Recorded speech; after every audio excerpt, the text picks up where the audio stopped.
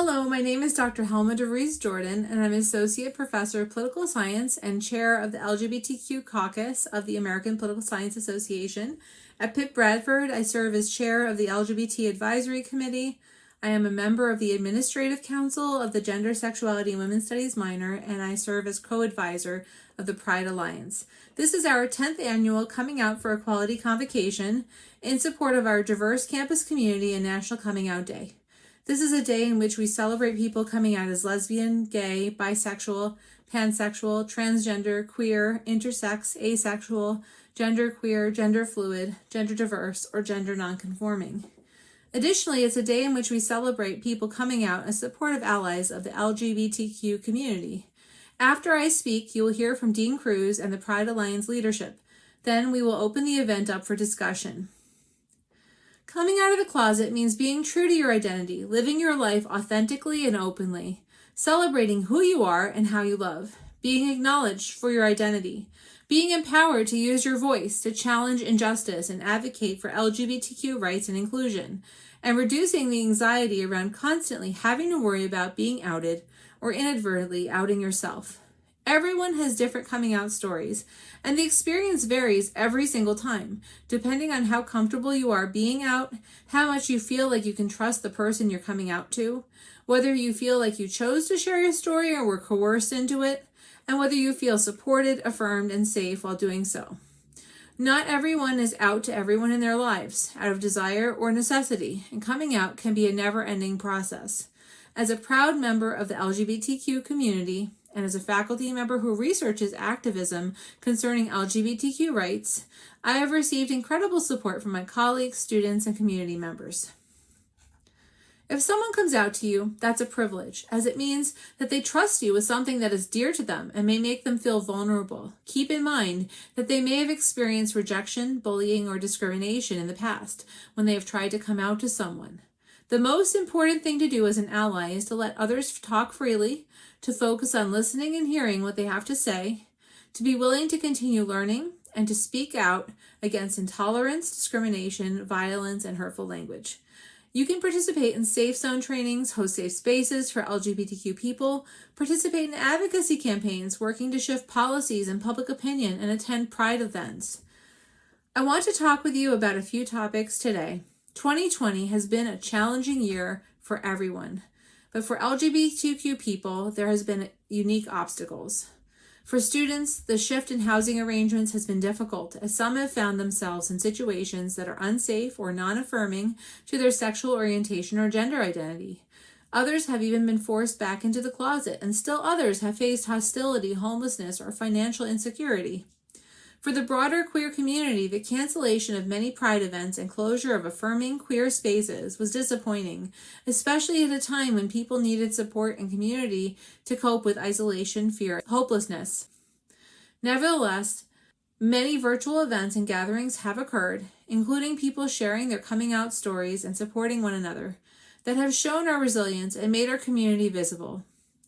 This has happened on our campus as well, and I am incredibly proud of our Pride Alliance Executive Council, who have been so creative in organizing fun virtual events and collaborating with other groups on campus. June is Pride Month, and this year, by and large, the LGBTQ community stood in solidarity with Black Lives Matter mobilization occurring around the country to combat police brutality, to challenge systems of racial oppression, and to highlight that Black LGBTQ lives matter.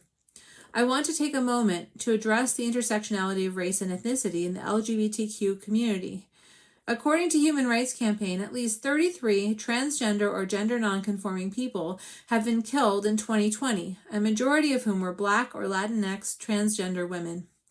This is the highest number of deaths that HRC has recorded at this time of the year since they started collecting this data back in 2013.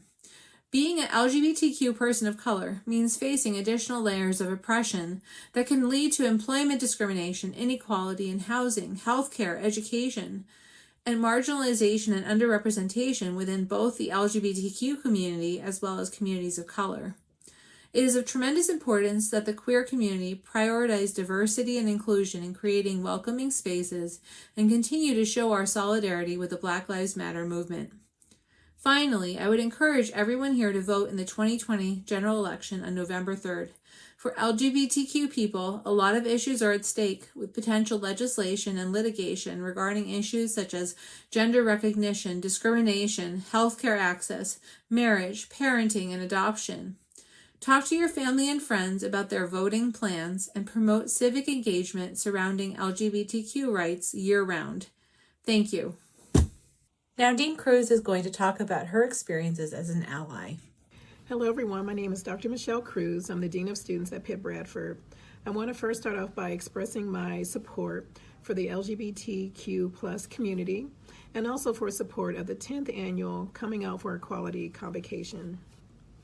I thought I would share my own personal story of increasing my awareness and support of the LGBTQ plus community. To begin with, I've always believed, and I truly believe, that it's really critical to actually have total presence with individuals. And what that means is suspending judgment and also challenging my own lack of awareness, accepting people for who they are and how they show up, and treating people with the courtesy and respect that they desire and also that they deserve. I can't tell you when my support of the community actually began, because it always seemed to be. It just seemed to be. However, I can share a little bit about my journey of increasing my awareness. And one of those just really starts with just listening to people, personally observing and supporting individuals' ups and their downs, their highs, their lows, their celebrations and their sorrows. Challenging, again, my own way of thinking and how I envision the world. My friends, my family, my colleagues, and my students, always are open to sharing their experiences with me. I've done quite a bit of reading. Listened to some phenomenal speakers, participated in a lot of great programming, and I've even taken some stabs at providing support of my own. One by speaking at rainbow graduations and supporting my students who were phenomenal.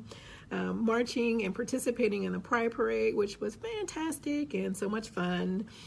Working with faculty and staff to norm the use of gender pronouns in the classroom and across the institution, and also writing some policy to actually phase in the installation of all gender inclusive restrooms on our campus, and on and on and on and on. The bottom line is that it takes a great deal of courage just to be who you are, and not to be some perception of, what someone else thinks, you should be. I truly understand the importance of being seen and also being heard and listened to. And I think the bottom line, and finally, I want to express just the importance of just showing up and being your authentic self. Thank you. Pride Alliance Vice President Nell DeSalvo is going to talk about her experiences being outed to her family. Greetings, everybody. So for this year's Coming Out for Equality, the theme is pride. For me, I'm going to share an experience and how I learned to be accepting of myself. When I was in high school, 10th grade, I knew I knew that I was gay, and for some odd reason, I hated myself for it. And I battled with that every day until junior year, when I met a girl. And, she was my first girlfriend, and I dated guys before, but she was my first girlfriend, and I loved everything about her. However, I was one of those unfortunate people where her parents absolutely hated the LGBTQ community, and I was tormented by her parents for as long as we were together. And at this time, my parents had no idea. I mean, they knew, my parents, I knew deep down that they had known for a long time, but I'd never officially told them. So when I was dating this girl, her parents were harassing my parents, and before all that happened, I was in RTC, so we had what was called a dining out, which was like a formal ceremony where, there's speakers, we have a nice fancy dinner with the entire corps. Well, her parents had come up to my parents and said that they had wanted to talk. And I had no idea this was going on because I was busy with, fixing dining out, cleaning up. So I got home, and my parents confronted me about it. They weren't mad. They just were asking me. And, me being a teenager, I flipped out. I was like, are you kidding me? Like, yes, we're dating. And I wanted nothing to do with it. And, deep down, I was angry. I was furious. I was outed by people who really wanted nothing to do with me. And they robbed me of my opportunity to tell my parents myself. Like I said before, I knew they had known, but I was robbed of that chance to tell them when I was ready and the way that I wanted to tell them. So, I went to bed crying, furious, freaking out, because, at the end of the day, I really didn't know what they would say, but deep down I knew it wasn't an issue. I have members of the LGBT community in my family, on both my dad and my mom's side. So I knew it wasn't going to be that big of an issue. But as a kid, as a teenager, I still was flipping out. I was like, I don't know what's going to happen. I don't know what we're going to think. And, I didn't tell my sister yet because I wasn't ready. So, I get up the next morning because dining out was on Friday. So I get up the next morning and my family's in the kitchen, and I was a little confused, but I knew what was going to happen. I knew it was going to be a confrontation. Not really confrontation, a conversation. And in that moment, my mom and my sister and my dad, they all said their piece, and none of it was negative. It was all support. And, my dad has been my number one supporter. He's always had my back. And, I remember that day, I was in tears. I was crying. My sister supported me. She gave me a big hug. My mom's not a very huggy person, but she gave me, a big comforting hug. And, my dad, this has always stuck with me when he told me that his only job on the planet was to, protect me and my sister. His only job was to help keep us safe and happy. And if anyone tried to mess with us, my dad would be right there on the front line fighting for us. And that stuck with me. Because in that day, that's where I saw the shift. And I stopped being so concerned about what people thought and how I presented myself. I became more open and more welcoming. And even though I was robbed of the opportunity to come out to my family, myself, it had opened a door for me to finally begin to accept myself and how I identify, as well as not worry about how my family would think or, how I would bring up in conversation. So in a way, it was a blessing because I didn't have to have that pressure. And, as I said, my dad's my biggest supporter. When I wanted to wear a suit to prom, I was nervous. I didn't know what to do. And my dad's like, if you want to wear a suit, wear a suit. So after that moment, I've been filled with joy, with my family. I have had many conversations about, various girlfriends, how I feel about girls. My dad and I'll joke now. And, when I was in 10th grade, 11th grade, I never saw that. I didn't see that when I was at that age. And to be where I am now and happy with my identity, that was the most amazing feeling. And that story that I just told you, that is what helped me. I'm blessed to have the family that I have, because unfortunately not everyone has that opportunity nor that blessing to have an accepting family. But because of that day, I am now proud to be gay. I'm proud to be a part of the LGBT community. Our final speaker, Pride Alliance President Miles Davis Matthews, will talk about the upcoming election and its impact for the LGBTQ community, encouraging all of you to come out and vote. After this presentation, we'll have an open discussion. Howdy, folks. Thank you so much for being here for our 10th annual Coming Out for Equality. My name is Miles Davis Matthews, and I'm the president of Pride Alliance. And I can remember in 2018 speaking for the first time for this event and feeling utterly nervous. Today, I'm nervous, but for a very different reason.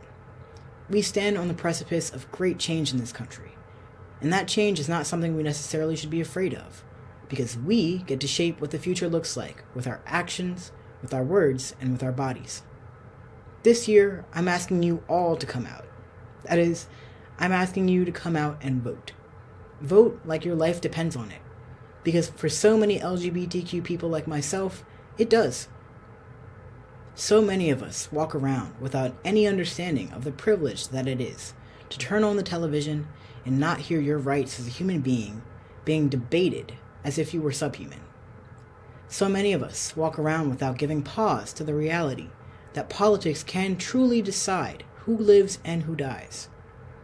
I'm not asking for anyone to change their belief system or to abandon the world they've lived in their whole lives, but I do request this. We need to shift how we view human life. Compassion and empathy are two things that can very easily inform our actions and behaviors. This world is so dark and so twisted and changing at a warp speed, and it is up to us to maintain our humanity during this time. We must come together. We must support one another, and most of all, we must learn that humanity is not a partisan issue that can be solved by the red team or by the blue team. If we've seen anything over the past couple of years, it is that only through collaboration and cohesion can we persevere. So how does this, connect to coming out? Well, consider this.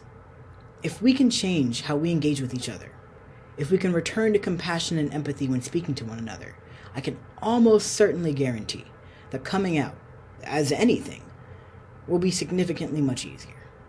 So come out today. Come out to the polls, come out to your family, come out to your friends, and share with them just how dire it is for them to be active participants in creating a world where compassion, empathy, and respect are at the core of each and every encounter that we have. If 2020 has shown us anything, it is that we have a long way to go on so many fronts, but we also have the power to make some changes along the way. Thanks so much for being here, and I hope that each and every one of you get to have a great discussion about what coming out means to you, and also about what's happening in our country right now. Thank you.